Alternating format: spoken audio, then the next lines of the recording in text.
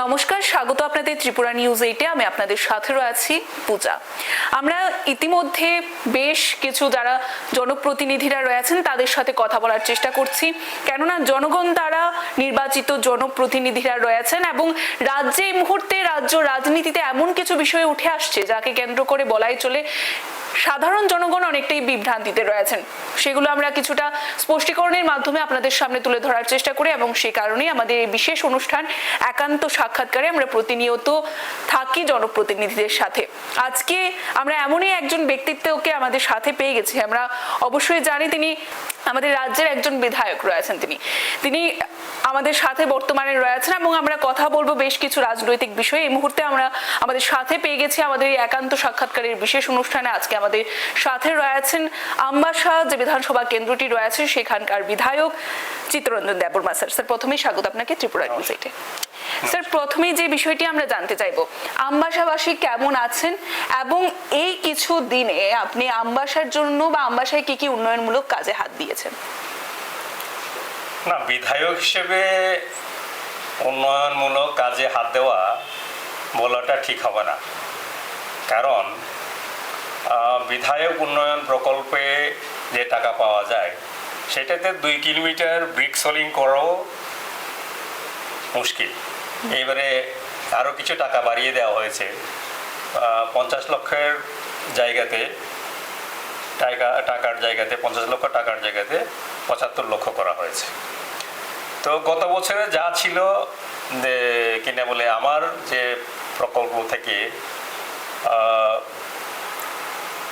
Box culvert, ছোট ছোট box culvert গ্রামের ভেতরে, কিন্তু বক্স কালভার্টগুলি না থাকাতে তারা এখন যেহেতু আমরা এই জায়গাতে আছি সবার ঘরে ঘরেই কিন্তু বাইক স্কুটি আছে মোটামুটিভাবে, ওদের অনেক অসুবিধা হয়। তার জন্য আমি অনেকটা দিয়েছি, বক্স কালভার্ট দিয়েছি, অনেক স্প্যানের হতে পারে কম টাকায়, 5 লাখ টাকা 4 লাখ টাকা। তারপরে মার্কেট স্টল দিয়েছি, দুটো অঙ্গনওয়াড়ি স্কুলগুলি মেরামতির জন্য টাকা দিয়েছি। এইভাবে 7-8টা ছোট ছোট করে কাজ করার জন্য সুযোগ পেয়েছি। কিন্তু এখন কথাটা হচ্ছে যে যেহেতু আমি বিধায়ক, রাজ্যের যে বাজেটটা আসে এটা বিধায়কের মাধ্যমে খরচা হয় না। অনেক সময় হয়তো আমরা কি করি যে এটাকে এইখানে এই কাজটা ধরা হয়েছিল কেন হলো না, এইগুলি আমরা জিজ্ঞেস করি। তো এইবারে বিধায়ক এলাকা থেকে যেহেতু মাত্র টাকা এসছে, সেদিন মাত্র planning and coordination department government of Tripura থেকে যে টাকা দিয়ে দেওয়া হয়েছে সেই টাকা থেকে আমি অ্যাপ্রুভাল দিয়েছি for the first time for this financial year. এটা হচ্ছে আমবাসা প্রাইমারি হেলথ সেন্টার। তাদেরকে এইখানে যেহেতু এই আমবাসা প্রাইমারি হেলথ সেন্টার 62,000 জনসংখ্যাকে তারা সার্ভিস দেয় বা কাভার করে, এবং ইনক্লুডিং দি রিমোট ভিলেজেস, মানে আমবাসা এলাকার সাবডিভিশনের। তার জন্য আমি একটা অ্যাম্বুলেন্সের অনুমোদন দিয়েছি, সেটা এই মাত্র 28 তারিখে দিয়েছি গত মাসে। তো প্রসেস করে এটা 1-1.5 মাসের মধ্যে আমার মনে হয় সেটা Ambassa primary health centre health ডিপার্টমেন্টে এখানে তাদের পরিষেবাতে কাজে লাগবে। এইটাই করেছি। আচ্ছা, এবারে আমরা জানতে চাইবো যে স্যার, সামনেই পঞ্চায়েত নির্বাচন রয়েছে, একটা গুরুত্বপূর্ণ নির্বাচন, এবং একে নিয়ে আমরা প্রত্যেকটি রাজনৈতিক দলকে ময়দানে নামতে দেখেছি। এই পঞ্চায়েত নির্বাচন নিয়ে আপনার কতটুকু কাজ করছেন? আপনার এলাকায় পঞ্চায়েত যে এলাকাগুলো রয়েছে সেখানে কিভাবে কাজ করার জন্য চিন্তা ভাবনা করছেন, একটু জানতে চাইবো। না, এখানে প্রথম কথা হচ্ছে পঞ্চায়েত নির্বাচন কেন? পঞ্চায়েত কিন্তু পঞ্চায়েত যে বিষয়টা, সেই বিষয়টাই কিন্তু 74তম সংবিধান সংশোধন করে সেটাকে আইনে পরিণত করা হয়েছে। সুতরাং এটার যে নির্বাচন করা, এই নির্বাচন মানে শুধুমাত্র গ্রাসরুট লেভেলে তৃণমূল স্তরের জনগণের জন্য গুরুত্বপূর্ণ নয়, যেহেতু এটা সাংবিধানিক ব্যবস্থা। সেই সাংবিধানিক ব্যবস্থা এটাকে সম্পন্ন করতে হবে ইলেকশনের মাধ্যমে, নির্বাচনের মাধ্যমে। সেটা হচ্ছে বড় কথা। এখন যদি এইরকম ব্যবস্থা যদি না হতো, সংবিধান সংশোধন করে যদি এটাকে না করা হতো, এমনও হতে পারে যে কোনো সরকার, আমাদের যে 29টা রাজ্য আছে, কি বলে আমাদের ভারতবর্ষে বা ভারতে, কেউ না কেউ বলতে পারতো না এইবারে ইলেকশন হবে না। কিন্তু এরকম বলা যাবে না। এইটা সম্পূর্ণ একটা উদ্দেশ্য নিয়ে সংবিধান সংশোধন করা হয়েছিল। এটা হচ্ছে গ্রামের লোকদের, গ্রামের জনগণকে, তারাও যেন সরকারের যে উন্নয়নমূলক কাজগুলিতে অংশগ্রহণ করতে পারে, তারা সিদ্ধান্ত নিতে পারে কোন জায়গায় কি কাজ করবে, এবং তাদেরকে ফান্ড দিতে হবে কিনা বলে। এই জন্য বলা হয়েছিল 3Fs, ফান্ড, ফাংশনারিজ। এই কারণে এই ফাংশনারিতে তাদেরকে, গ্রামের লোকদেরকে, জনগণকে কিনা বলে এই যে গণতান্ত্রিক পদ্ধতিতে প্রশাসনের তাদেরকে যে যুক্ত করা, এটা কিন্তু বড় ধরনের একটা পদক্ষেপ ছিল। এটা যদিও বলতে হয় তখনকার প্রধানমন্ত্রী ছিলেন রাজীব গান্ধী। এটা ওনাকে ক্রেডিট দেওয়া নয়, কিন্তু সেটা ওনার কিনা বলে সময়ে হয়েছিল। এটা একটা বড় যে ব্যবস্থা। তো এইখানে সমস্ত রাজনৈতিক দলগুলি সবাই যেন, কি বলবো, এই নির্বাচনে পার্টিসিপেট করতে পারে, অংশগ্রহণ করতে পারে। কারণ এটা গণতন্ত্র। গণতন্ত্রে সবাইকে এই সুযোগ দিতে হবে। তাই তখনই তো গণতন্ত্র ভালোভাবে কাজ করবে, এবং যারা আসবে এই নির্বাচনের মাধ্যমে, তারাও নিজেদেরকে ভাববে যে জনগণ তাদেরকে ভোট দিয়েছে, এর জন্যই তারা জনগণের কাজ করার জন্য সুযোগ পাচ্ছে। এবং জনগণের কাজ কি, এটা হচ্ছে এখন আমাদের সামনে বড় কথা। শুধুমাত্র গ্রাম পঞ্চায়েতের নির্বাচিত হওয়া নয়, এবং গ্রাম পঞ্চায়েতের অধীনে যেগুলি ফান্ড আসে, দেওয়া হচ্ছে, যেমন PDF দেওয়া হচ্ছে, বিভিন্ন সামাজিক ভাতা সিলেকশন, বেনিফিশিয়ারি সিলেকশনের তাদের ক্ষমতা রয়ে গেছে। তাদের মাধ্যমে সবাই যে বেনিফিশিয়ারি সিলেকশন ব্লকের মাধ্যমে যেটা করা হয়, সেটা কিন্তু তাদের মাধ্যমে করা অবশ্যই করতে হবে, কারণ তারা ইলেক্টেড বডি। এখন তাদের যে কার্যকাল সেটা শেষ হয়ে গেছে। এই শেষ হয়ে যাওয়ার কারণেই কিন্তু এই ইলেকশনের প্রয়োজনীয়তা দেখা দিয়েছে, যেহেতু কার্যকাল 5 বছর সম্পন্ন হয়েছে।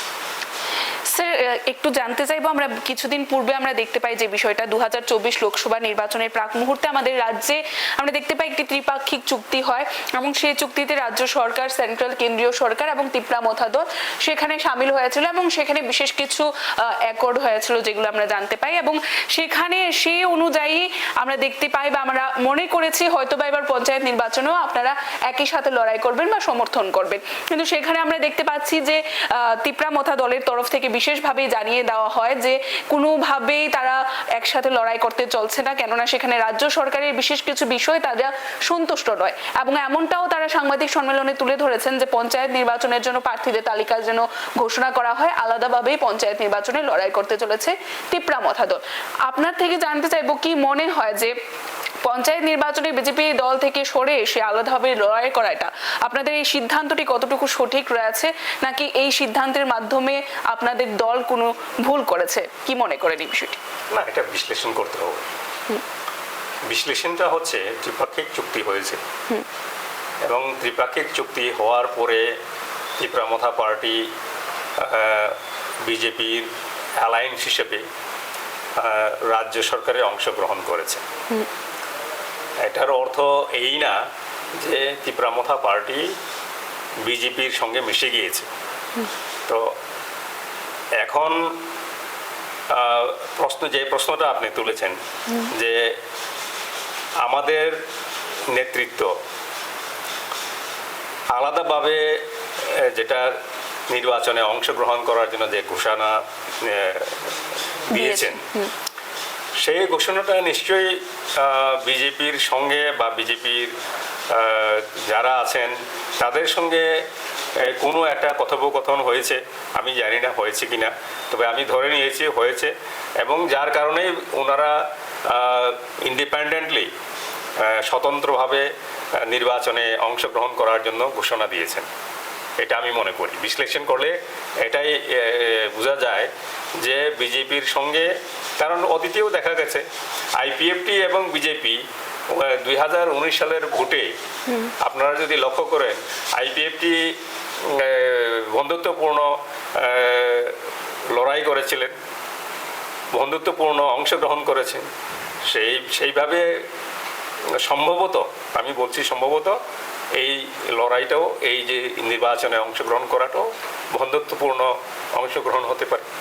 স্যার, আপনি যে বিষয়টা বললেন যে অ্যালায়েন্স আমরা যেটা বুঝি যে শরিক দল, অর্থাৎ একটি দলের সাথে যেই দল শামিল হয়ে যায়, যেভাবে আমরা বিজেপি আইপিএফটি জোট সরকার বলা হয়, কেননা তারাও অ্যালায়েন্সে, আইপিএফটি দলও সেখানে অ্যালায়েন্সে বিজেপির সাথে যুক্ত। শরিক ডাজ নট মিন শামিল, আই মিন কিনা বলে merge, it has not been merged, it is an alliance with certain objectivity.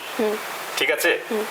তো it should not be treated that alliance means the party has been merged. The party has not been merged.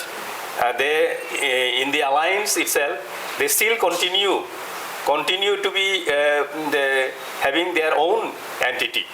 So the meaning of alliance is that they have agreed to come together to run the government. That is the meaning of alliance with certain objectivity. So এইখানে যদি এখন যদি এই নির্বাচনে তীব্রামথা যদি মনে করে যে না, বিজেপি আলগা করে লড়াই করবে এবং তীব্রামথা যদি আলাদা করে লড়াই করবে, তো that decision can be taken. Sir, আপনার থেকে একটু জানতে চাইবো, অ্যাকর্ডের 6 মাস সময় রয়েছে, এই 6 মাস সময় এখনো তার মধ্যে মাত্র 3.5 মাস অতিক্রান্ত হয়েছে। এই সময়ে দাঁড়িয়ে যেখানে অ্যাকর্ডের চুক্তি এখনো পর্যন্ত কিছুই সমাধান হয়নি, সেই জায়গায় দাঁড়িয়ে তীব্রামথা দলের এই সিদ্ধান্তটা এই সময় নেওয়াটা কতটুকু সঠিক হয়েছে? না, accord is entirely different issue and matter. It is within the purview of the government of India and also within the purview of the government of Tripura. As per the accord, সেখানে 3টি পক্ষ রয়েছে, সেই 3টি পক্ষের মধ্যে এই 3টি আছে, government of India, government of Tripura and the Tipra Motha party. এখন অ্যাকর্ডে যা আছে, অ্যাকর্ডে কোথাও লেখা নেই যে they will be joining in the government, participating in the government. All these things are not there, but this is unwritten. Now, accord implementation is the responsibility of the government of India. Accord implementation is the responsibility of the government of Tripura. Now, any agreement, এখন আমি জানি না, আমি যেটা বলছি, any agreement যদি কোনো একটা পার্টি যদি সেটাকে যদি ইমপ্লিমেন্ট যদি না করে, তাহলে that agreement will not have any meaning, isn't it? Agreement, because tripartite যে এগ্রিমেন্টটা করা হয়েছে সেটাতে অবভিয়াসলি ত্রিপুরাল্যান্ড স্টেটের যে ডিমান্ড সেটা নেই, এবং I have analysed it thoroughly, directly, indirectly, whether there is any kind of indication of granting the statehood. According to the tripartite agreement, there is no indication, there is no meaning that can be derived from the agreement, tripartite agreement, that there would be grant of statehood on the demand for Tripuraland state. So যা আছে সেগুলিতে, according to me, it is almost normal sir সেটাই একটু জানতে চাইবো আপনার থেকে, কেননা তিপ্রা মথার দল, যে দলটিকে আমরা উঠে আসতে দেখেছি এবং হঠাৎই জনপ্রিয়তা পেয়ে যাওয়া, তাদের যে ডিমান্ডটা রয়েছে তিপ্রাসাদের একটি ইমোশন গ্রেটার তিপ্রাল্যান্ড তাকে নিয়ে। না এটাই আমি বলতে চাইছিলাম যে গ্রেটার তিপ্রাল্যান্ড বা Tipraland it is almost the same and identical to me. নাও এটা নিয়েই যেহেতু মানে আপনিও বলেছেন যে জনপ্রিয়তা বা পপুলারিটি গেইন করেছিল বা এখনো সেটার দিকে তাকিয়ে আছে জনগণ, কিন্তু জনগণ বাই দিস টাইম জানেন যে এই যে ট্রাইপার্টাইট এগ্রিমেন্টে গ্রেটার তিপ্রাল্যান্ড বা তিপ্রাল্যান্ডের যে রাজ্যের যে দাবির প্রশ্ন, সেই প্রশ্ন সেখানে কিঞ্চিত মাত্র নেই। তো এখন এই অবস্থাতে এই যে এগ্রিমেন্টে যা আছে বা এগ্রিমেন্টে যা আছে আমরা কি পাবো এবং কি পাবো এখনো কিন্তু সেটা নির্ধারণ করা হয়নি। সবচেয়ে আশ্চর্যের বিষয় হচ্ছে যে আমি কেন বলছি, আমি এই কথাটা বলতে পারছি এই কারণে মাননীয় প্রদ্যুৎ বিক্রম কিশোর মানিকের সঙ্গে আমার পার্টির তিপ্রাল্যান্ড স্টেট পার্টির একটা এগ্রিমেন্ট রয়ে গেছে। সেই এগ্রিমেন্ট অনুযায়ী কোনো পার্টি বা অর্গানাইজেশনের সঙ্গে এগ্রিমেন্ট যদি করতে হয়, গ্রেটার তিপ্রাল্যান্ড এগ্রিমেন্টে লেখা ছিল, আমাদের এগ্রিমেন্টে লেখা ছিল তিপ্রাল্যান্ড স্টেট ব্যতীত কোনো এগ্রিমেন্ট করা যাবে না।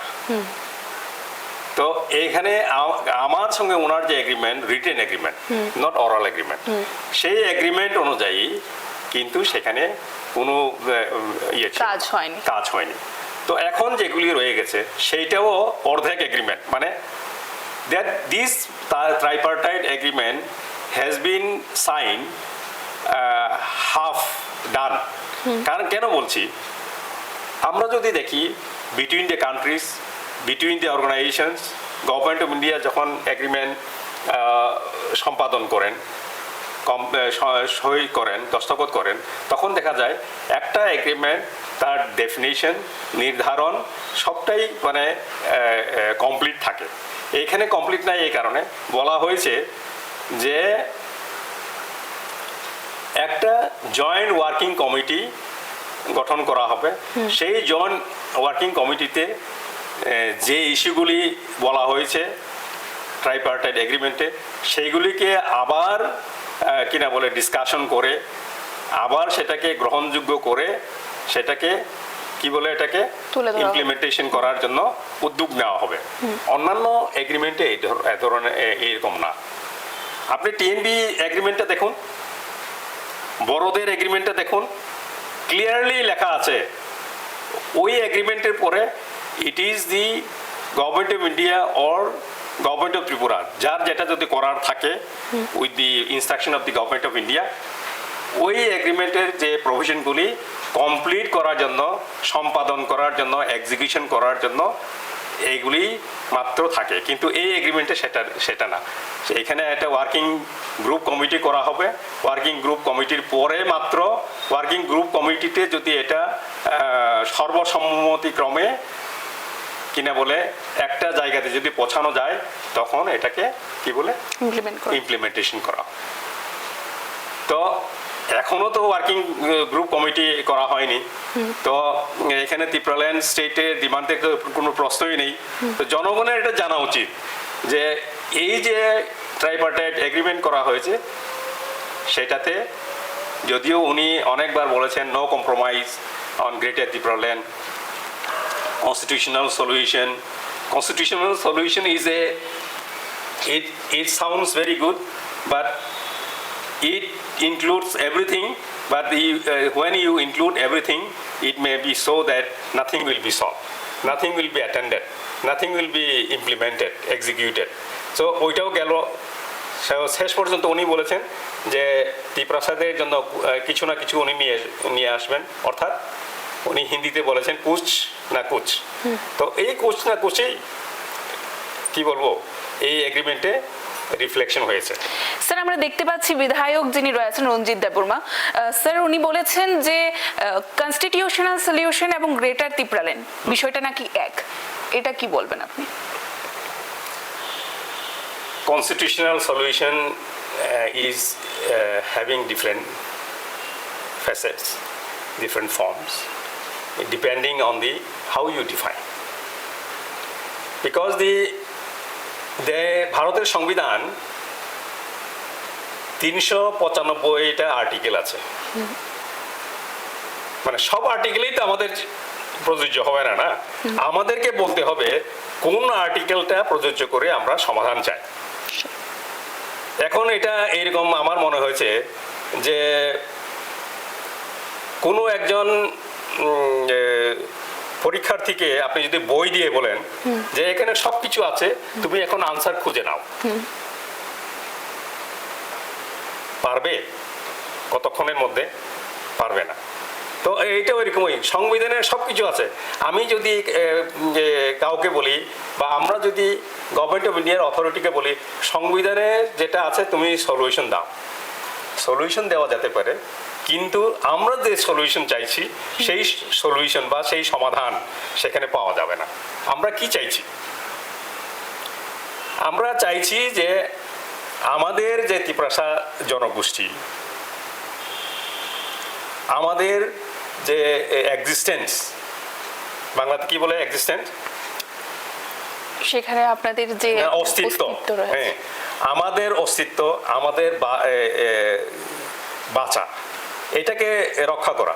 এবং এটাকে রক্ষা করতে হলে আমরা যেই জায়গাতে এসেছি, আমরা বলছি না কোনো জাতি গোষ্ঠীর বিরুদ্ধে আমরা যাব না এবং বলছিও না আমরা এটা, কিন্তু সংবিধানের যে ধারা 3 আছে সেই ধারা 3-এ আমাদেরকে কিনা বলে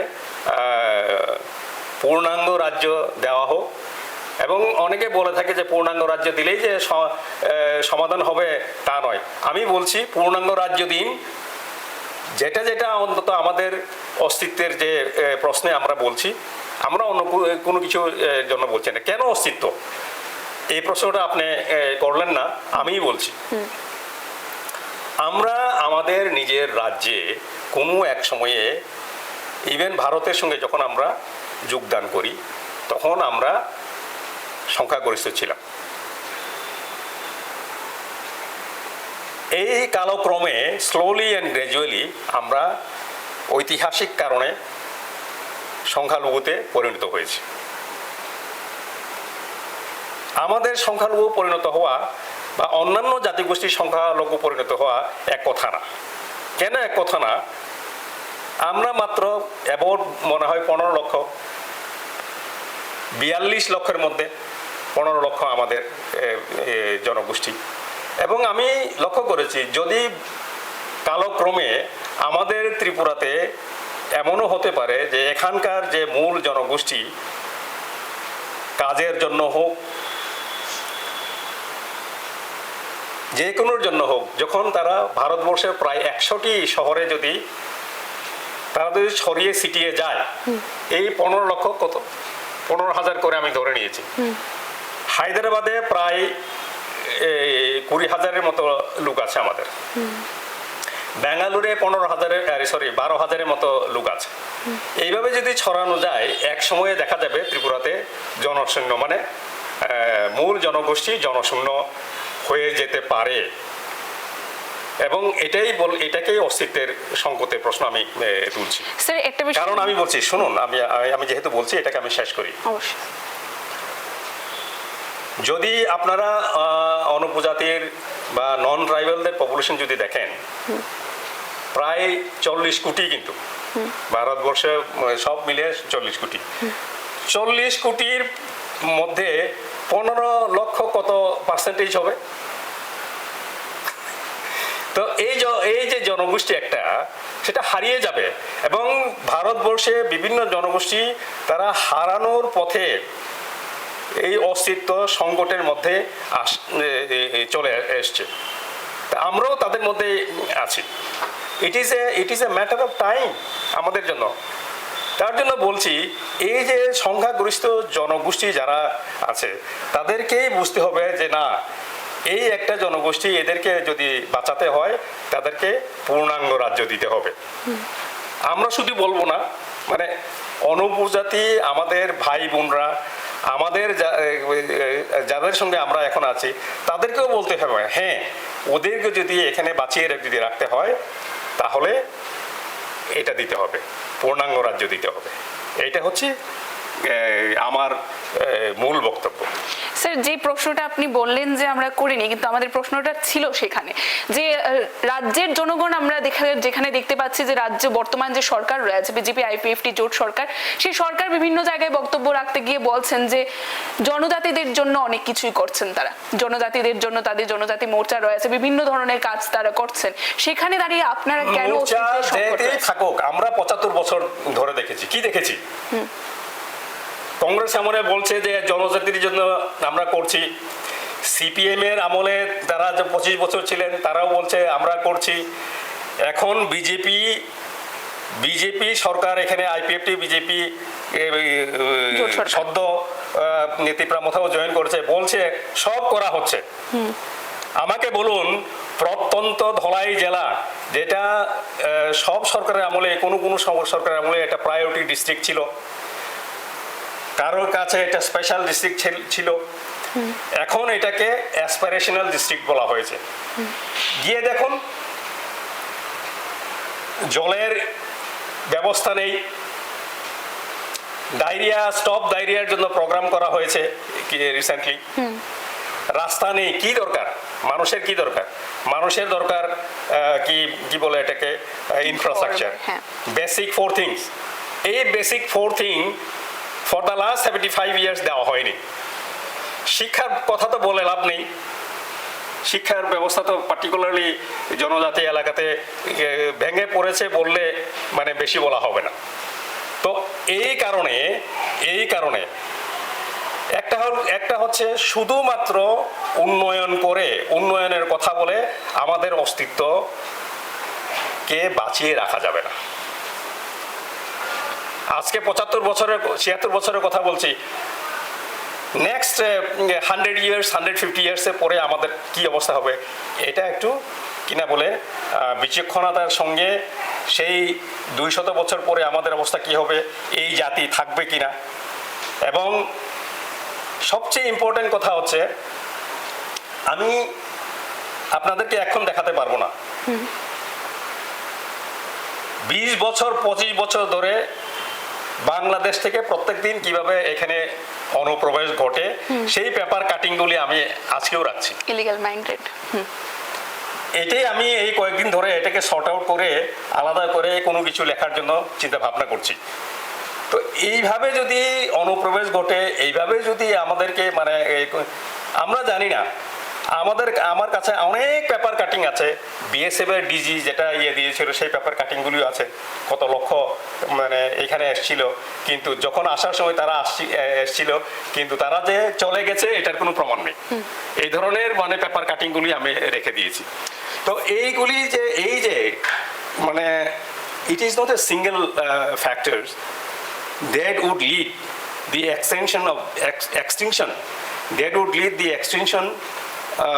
to the extinction of the Tripuransa. It is not a single factor.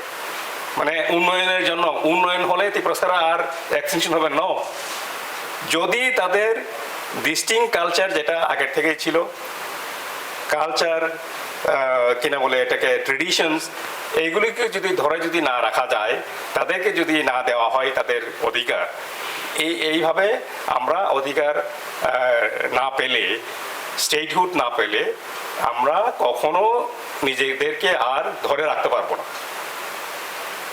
আমি লিখতে গিয়ে এক জায়গাতে ম্যাকেনজির লেখা বইয়ে এক জায়গাতে দেখলাম ত্রিপুরার মহারাজাকে বাঙালি বলা হয়েছে।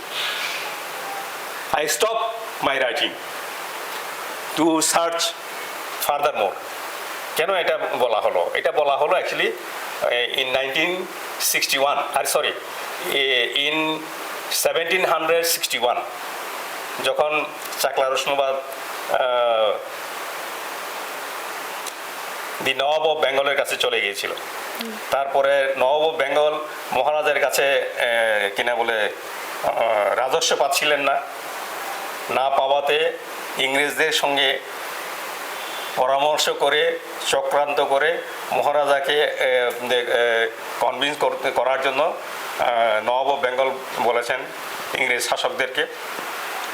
ইংরেজ শাসকদের চক্রান্ত ছিল যে না, চাকলা রসুলাবাদকে নবাব অফ বেঙ্গলের সঙ্গে রাখা না, তারা নিজেরা এটাকে নিয়ে নেওয়ার জন্য, তাই হয়েছিল।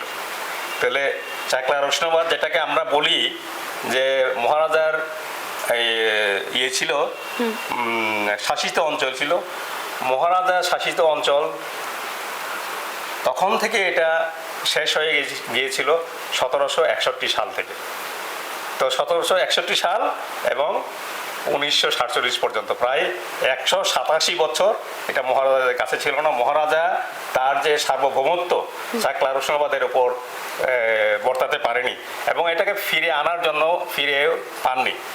শুধুমাত্র যেটা ছিল হচ্ছে টিল 1947 ইন্ডিপেন্ডেন্ট হিল ত্রিপুরা, বানানটা TIPPERAH।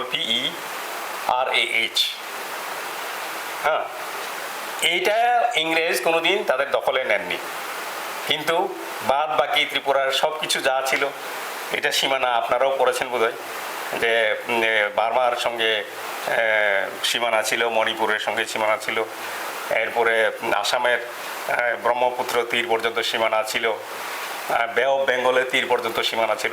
এইগুলি কালক্রমে সব কিছু শেষ হয়ে শেষ পর্যন্ত 1947 পর্যন্ত যে ত্রিপুরাকে আমরা দেখি স্বাধীন ত্রিপুরা যেটা ছিল সেটা হচ্ছে ইন্ডিপেন্ডেন্ট হিল ত্রিপুরা, যেটা এই ইন্ডিপেন্ডেন্ট হিল ত্রিপুরাকে 1920 সালে সেটাকে পুনরায় নামকরণ হয়েছিল ত্রিপুরা। কারণ আগের যে ত্রিপুরাটার নাম ছিল এটাকে পুনরায় নামকরণ করে ইন্ডিপেন্ডেন্ট হিল ত্রিপুরাকে ত্রিপুরা নামকরণ হয়েছিল। স্যার, আপনার ভাস্ট নলেজ আমরা জানি, সেই বিষয়ে আমরা অবশ্যই থাকবো আরেকদিন, কিন্তু আমরা আজকে যে বিষয়টা জানতে চাইবো, আপনি মিডলে একটি কথা বলেছিলেন যে ইলিগেল মাইগ্রেন্ট, সেই ইলিগেল মাইগ্রেন্টের ব্যাপারে শাসক দলীয় একজন বিধায়ক রয়েছেন ভগবান দাস, উনি বলেন যে ইলিগেল মাইগ্রেন্টরা অবশ্যই আসছে, তাদের সঙ্গেও আমাদেরকে থাকতে হবে। বিজেপি সরকার ইলিগেল মাইগ্রেন্টের সঙ্গে থাকবেন, যারা খারাপ রয়েছে তাদেরকেও চিনে রাখতে হবে, এমনটা ওনার বক্তব্য ছিল, কি বলবেন? না, মানবাধিকার সবার উপরেই বর্তায়। আমাদের কথা হচ্ছে ভারত সরকার যদি ইলিগেল মাইগ্রেন্ট কেন সারা পৃথিবীর লোকেও যদি রাখতে চায় রাখুক, কিন্তু কোনো একটা বিশেষ জাতিগোষ্ঠীকে সংখ্যালঘু থেকে সংখ্যালঘুতম এবং তাদের অস্তিত্ব যেন নিশ্চিহ্ন যেন না হয়ে যায় সেটাকে গুরুত্ব দিতে হবে এবং সেটাকে রক্ষণাবেক্ষণ করতে হবে। যদি এই ধরনের যদি ভারত সরকার যদি সিদ্ধান্ত নেয় যে না ইলিগেল মাইগ্রেন্টকেও রাখবেন, ত্রিপুরা একটা ছোট জায়গা, 10,000 কত 497 বা 491 বর্গ কিলোমিটার, ঠিক আছে?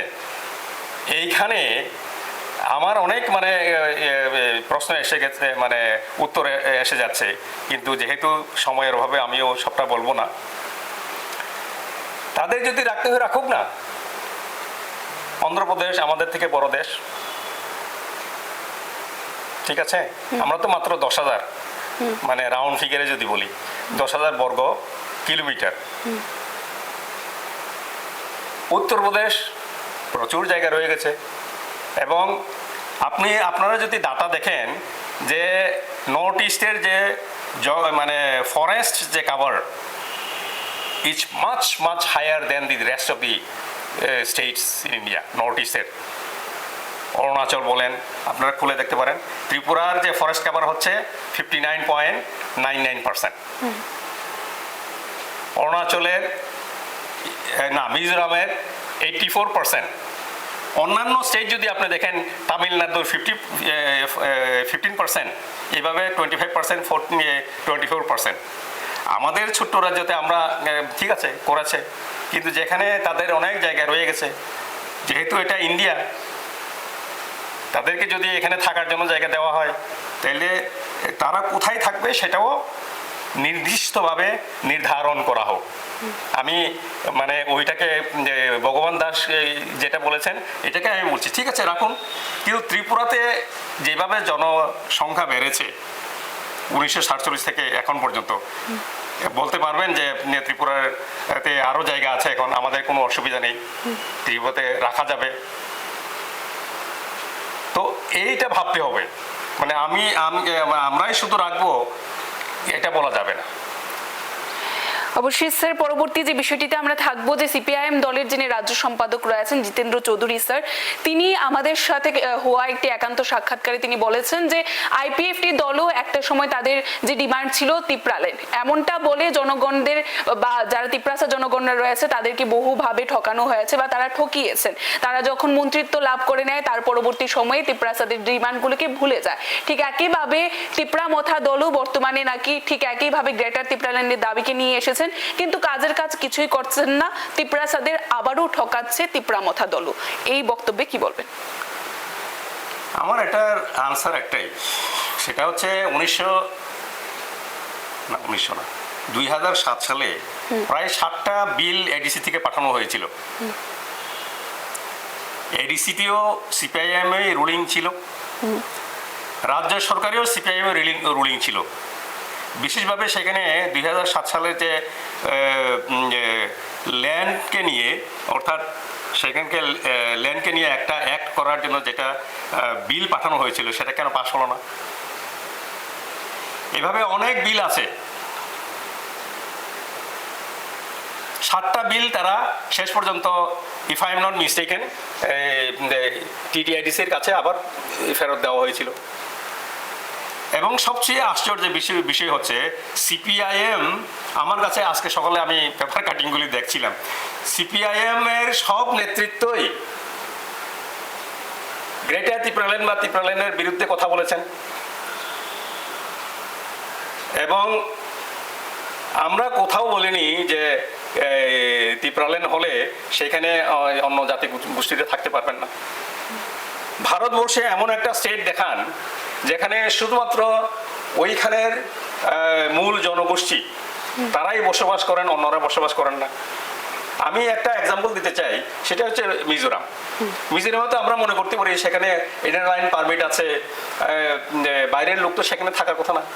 গিয়ে দেখুন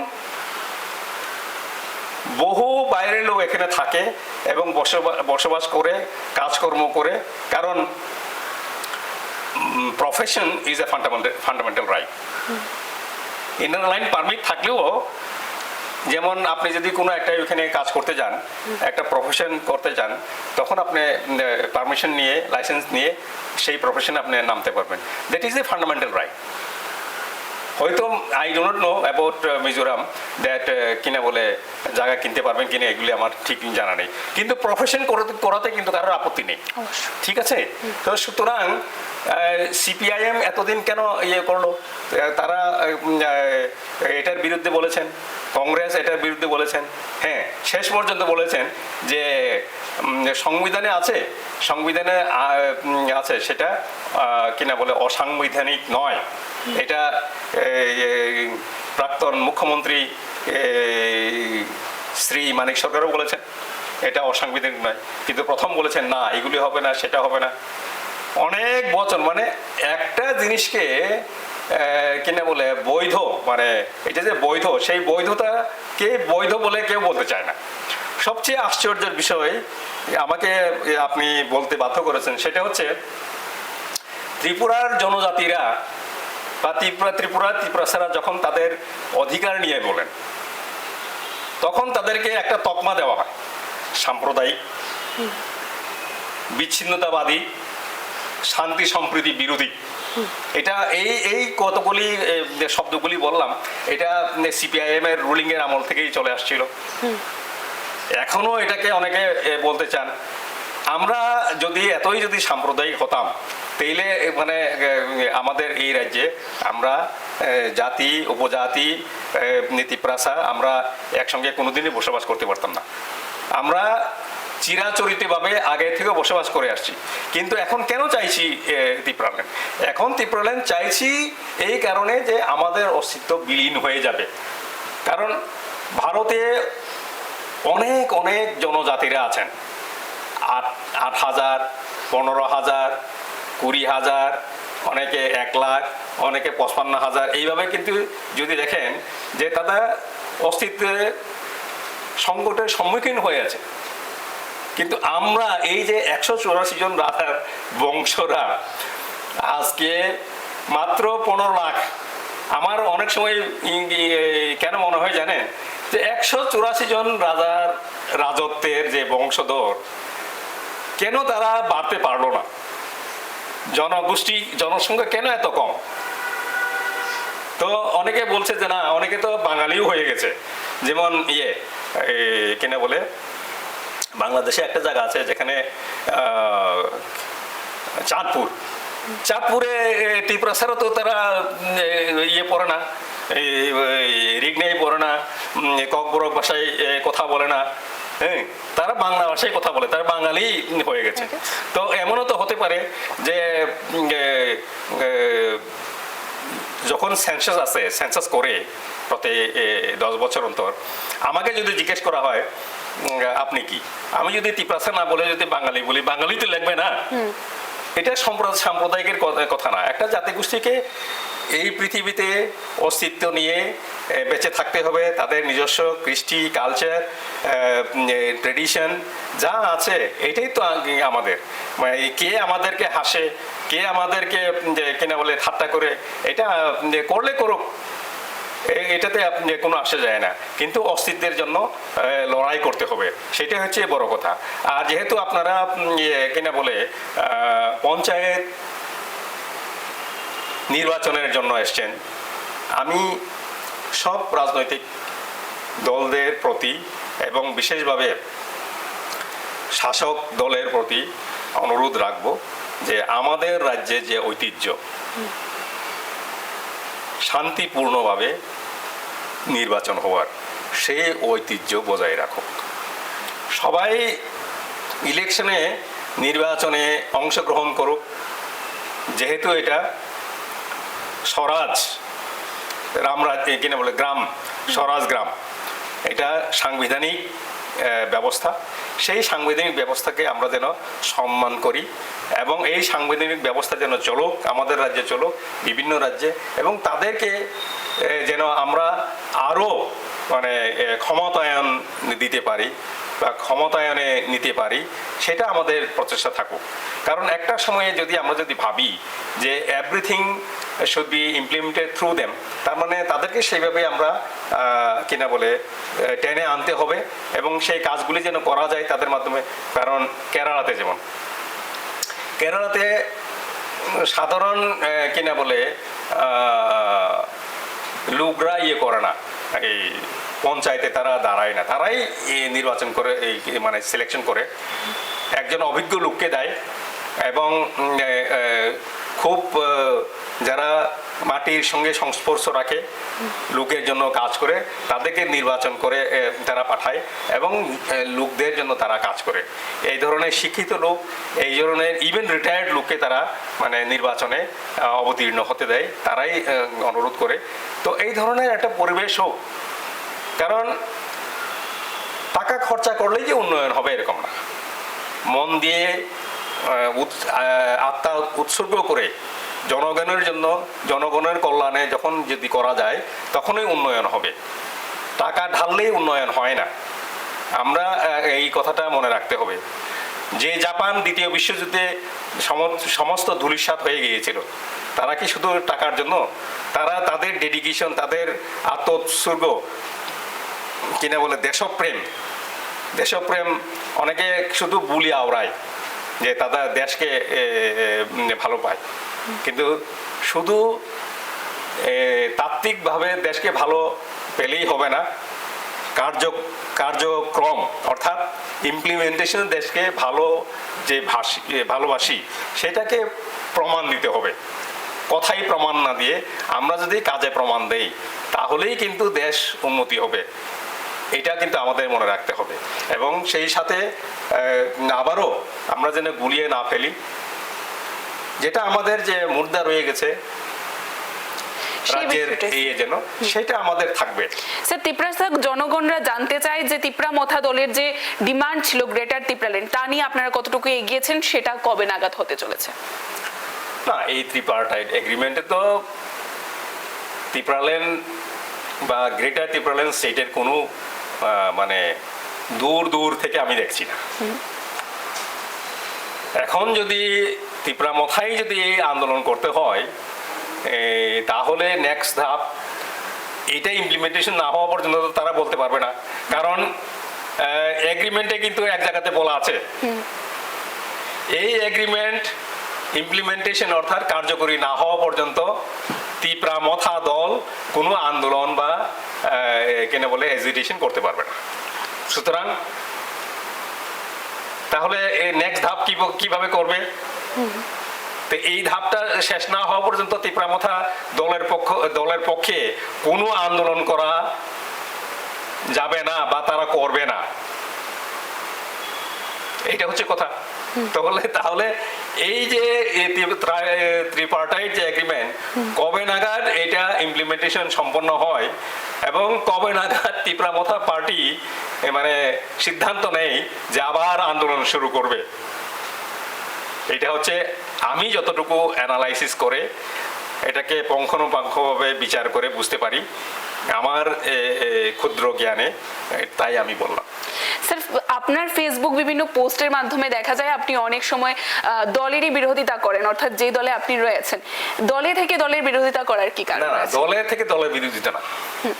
আমার একটাই প্রশ্ন হচ্ছে যে আমার একটা এগ্রিমেন্ট রয়ে গেছে, এটা ত্রিপুরা বলে, ত্রিপুরা মানে দি ইন্ডিজিনিয়াস প্রগ্রেসিভ রিজনাল অ্যালায়েন্সের চেয়ারম্যান মহামহিম প্রদ্যুৎ বিক্রম কিশোর মানিকের সঙ্গে আমি তখন ত্রিপুরাল্যান্ড স্টেট পার্টির প্রেসিডেন্ট হিসেবে ওনার সঙ্গে আমার একটা এগ্রিমেন্ট রয়ে গেছে।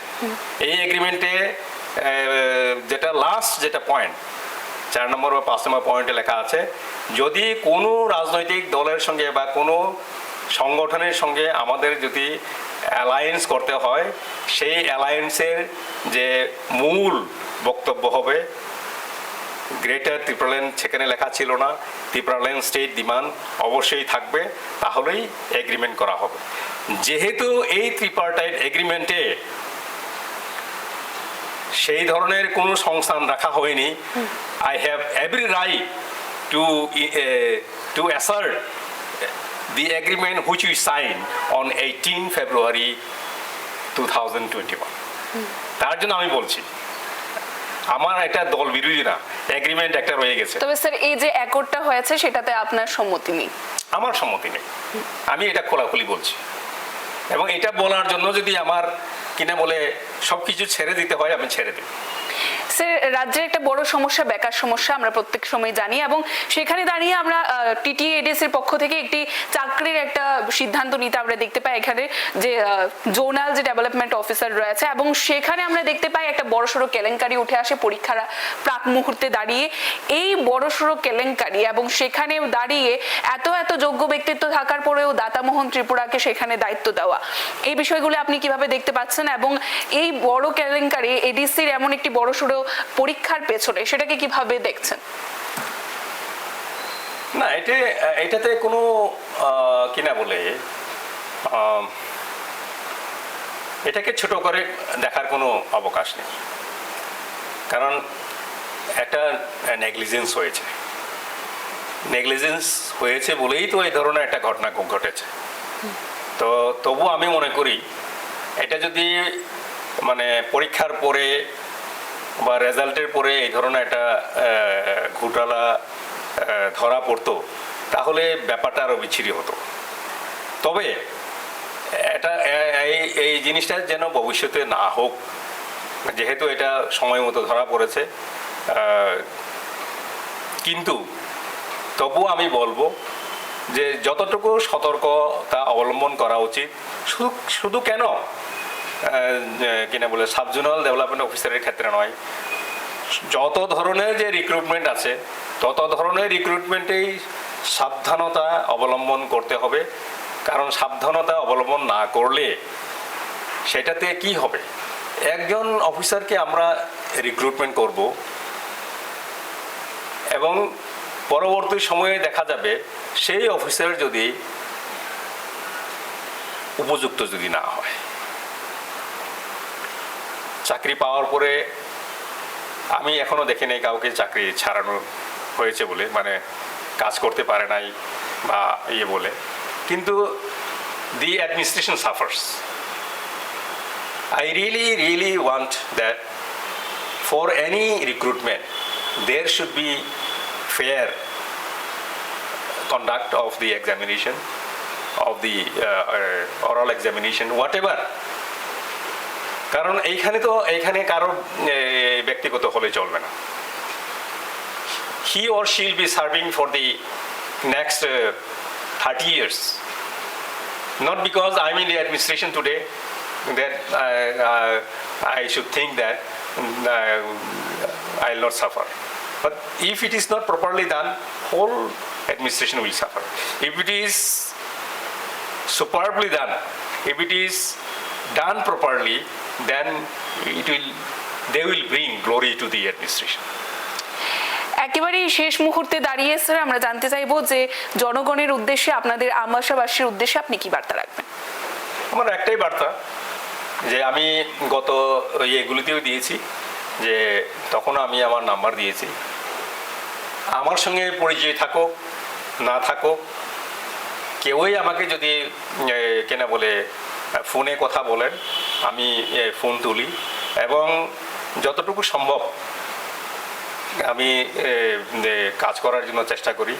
কাজ করার জন্য এখনকার দিনে আমরা যেই যুগে এসেছি, আপনার তো এখন বয়স কম, ঘরে বসেই কাজ করা যায়, ওয়ার্ক ফ্রম হোম। ইভেন এই ইন্টারভিউটা যদি স্কাইপে যদি আমার এখানে সুবিধা থাকতো, আপনার স্টুডিওতে না গিয়েও মানে কাজ করা যায়। তো এখন কিন্তু এটা কিন্তু বললে ঠিক হবে না যে একজন লোককে মাঠেই মানে গিয়ে তাকে হাত ধরিয়ে কাজ করতে হবে, এই ধারণাটা কিন্তু পাল্টে গেছে, আমাদেরকে পাল্টাতে হবে। যেমন আমি কয়েকটা উদাহরণ দেই। একটা মেয়ে ফোন করেছে, স্যার আমার তো, এটা গত বছরের কথা, এই অ্যাডমিশনের সময়, আমার তো মানে উইমেন্স কলেজে আমার অ্যাডমিশন চাই। থেকে আমি বললাম কেন?